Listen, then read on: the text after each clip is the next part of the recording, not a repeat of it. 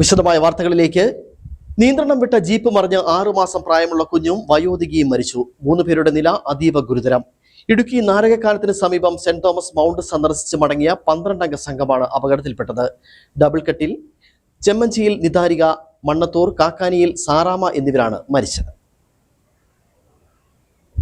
ഇടുക്കി നാരകക്കാനത്തിന് സമീപം saint Thomas മൗണ്ടിലാണ് നിയന്ത്രണം വിട്ട ജീപ്പ് മറിഞ്ഞ് പിഞ്ചു കുഞ്ഞടക്കം 2 പേർ മരിച്ചത്. മണ്ണത്തൂർ സ്വദേശിനി കാക്കാനിക്കൽ സാറാമ്മ, ഡബിൾ കെട്ടിക്ക് ചെമ്മഞ്ചിയിൽ 6 മാസം പ്രായമുള്ള നിക്കു എന്ന നിതാരിക എന്നിവരാണ് മരിച്ചത്. മരിച്ച സാറാമ്മയ്ക്ക് 65 വയസ്സാണ് പ്രായം. ഡബിൾ കെട്ടിക്ക് ചെമ്മഞ്ചിയിൽ ജോണിയുടെ മകളുടെ വിവാഹത്തിൽ പങ്കെടുക്കുവാനെത്തിയ ബന്ധുക്കൾ അടങ്ങിയ 12 അംഗ സംഘമാണ് വാഹനത്തിൽ ഉണ്ടായിരുന്നത്.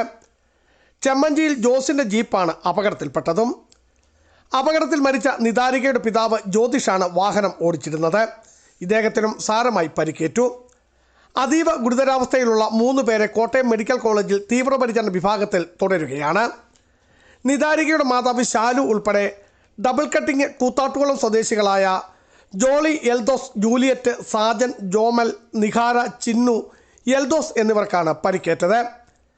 വിവാഹ ചടങ്ങുകൾക്ക് ശേഷം വിനോദസഞ്ചാര കേന്ദ്രം കൂടിയായ സെന്റ് തോമസ് മൗണ്ട് കുരിശുമലയിൽ സന്ദർശനം നടത്തിയ ശേഷം മടങ്ങി വരവെയാണ് ചെങ്കുത്തായ ഇറക്കത്തോടു കൂടിയ വളവിൽ നിന്നും ജീപ്പ് നിയന്ത്രണം വിട്ട് 50 അടി താഴ്ചയിലേക്ക് മറിഞ്ഞത്. പരിചയസമ്പന്നരായ ഡ്രൈവർമാർക്ക് മാത്രം വാഹനം ഓടിക്കുവാൻ കഴിയുന്ന നിലയിൽ അപകടകരമായ മേഖലയാണിത്. ഡ്രൈവറുടെ പരിചയക്കുറവാണോ അപകട കാരണമെന്നും പോലീസ് അന്വേഷിച്ചു വരികയാണ്. ബിജു വൈശൻ പറമ്പിൽ, ഇടുക്കി വിഷൻ ന്യൂസ്, ഇടുക്കി.